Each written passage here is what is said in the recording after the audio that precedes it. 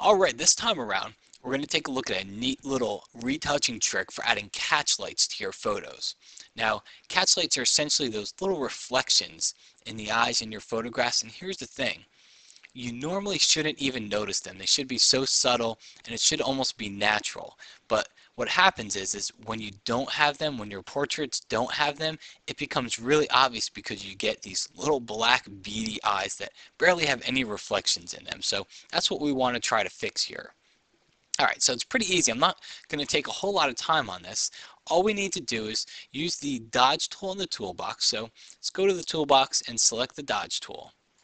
And then up in the options bar, what you want to do is normally by default you might have mid-tone selected here. Just choose highlights this time. And then for exposure, I'm going to leave that set at 50%. Now some people, when they do this technique, they may drop that exposure down. I usually leave it set up at 50%. Kind of gives me more of the effect, and what I'll do is, my trick is I'll duplicate this background layer and then I'll apply the changes to the background and drop the opacity later on if I have to. So let's do that. We'll press Control on a PC, Command on a Mac, and the letter J. That duplicates that photo layer for me. And now I've got everything set up here in the brush picker. I'm going to choose a very small size brush here and drop the hardness all the way down to 0% so you get a very soft edge brush. Alright, so now we're going to use Control plus to zoom in on the eyes here, and I use my spacebar key just to pan across the image here. And then just start painting with the dodge tool over the eyes. And I'll actually first start where there is a little slight hint of a catchlight here. So I'll start painting there, just try to enhance it a little bit. And then I'll work on the outside areas just a little bit, not too much. You don't want to go too crazy here. Again, use the spacebar key, pan across the image, find that highlight, paint over that a couple of times, and then just spend a couple seconds or two on the added area around it. Alright, so that's all there is to the trick here. Let's zoom back out. We'll look at it at 100% view here, and let's hide the new layer we created.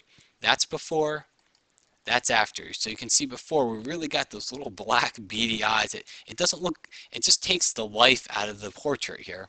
And then if we show you the after picture, now we have a couple more catchlights in there, and it just pops out at us a little bit more. If you find you went too far, maybe I'll just click in here. I'll actually overdo it a little bit. And if you find that you went too far, so that's before, that's after. Now we've kind of added a little bit of alien eyes here. What you can do is just drop the opacity of that layer down, maybe to somewhere between 70 and 80%. Just drop it down, and now we've got before and after. So it's really a nice little trick here if you want to enhance those catchlights. Now I'm going to show you another photo here. And this one is a photo that she already has catchlights in the eyes, and she's got a little bit more color in the eyes than the last photo did, but we're going to use the same trick here to kind of just make those eyes, like I said before, kind of pop out a little bit more. So we'll press Control J. I say that word popped a lot, don't I? Alright, so I just became aware of that, but I'm going to stop using it. I'm going to really try. Alright, so I'm going to press Control J. That duplicates that background layer. And what we'll do here is we'll just zoom in to the eyes. And I'm going to use the same technique here with the dodge tool, same settings, and just spend a couple of seconds here on the highlights to begin with. And then I'll spend a little bit of time on those colored areas. Use the spacebar key. Let's go to the other side of the photo. Again, start with the highlights and then maybe bring out the colors, and see how it even lightens up the colors a little bit.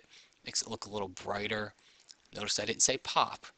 Okay, so we've done the same thing. Let's go back out to 100% here, and let's take a look at before and after. So we've really just enhanced the eyes here. We've made those catchlights stand out a little bit more, and we've drawn a little bit more attention to the eyes. And then if we want to, again, we can drop the opacity of that layer if we need to lessen the effect at all. So here's the thing.